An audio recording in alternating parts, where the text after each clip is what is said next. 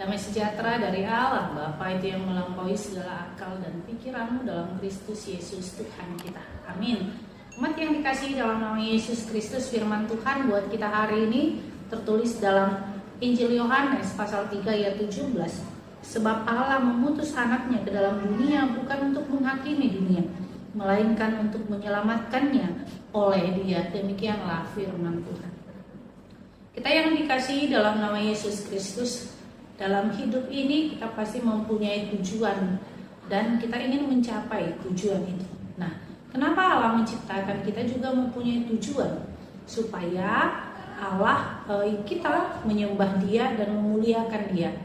Tetapi karena manusia hidup di dalam dosa, manusia juga sering dipengaruhi oleh sekelilingnya atau keadaan, bahkan iblis membawa manusia menjauh daripada persekutuan dengan Allah, sehingga Yesus Kristus datang untuk menyelamatkan manusia. Nah, inilah yang mau diberitakan oleh Injil Yohanes, bahwa tujuan kedatangan Yesus Kristus adalah keselamatan. Keselamatan yang bagaimana ketika manusia terjamin hidupnya di dunia ini dan nanti akan bersama-sama dengan Allah di dalam kemuliaannya, yaitu di dalam tahtanya. Oleh karena itu, bagaimanakah orang-orang yang sudah diselamatkan oleh Allah sendiri? Yang pertama sekali adalah manusia tidak menghakimi.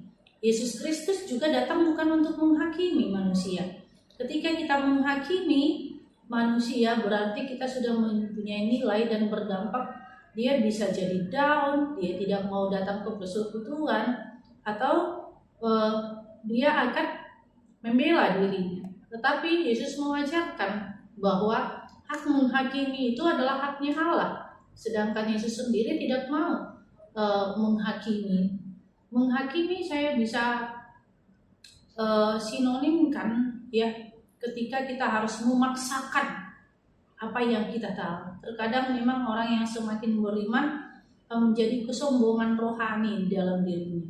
Tetapi mereka yang beriman, mereka yang mau menjamah atau merangkul teman-temannya, artinya dia tidak tertutup, tetapi dia mau untuk terbuka dan menyambut setiap orang. Disitulah keselamatan itu yang Tuhan berikan kepada kita.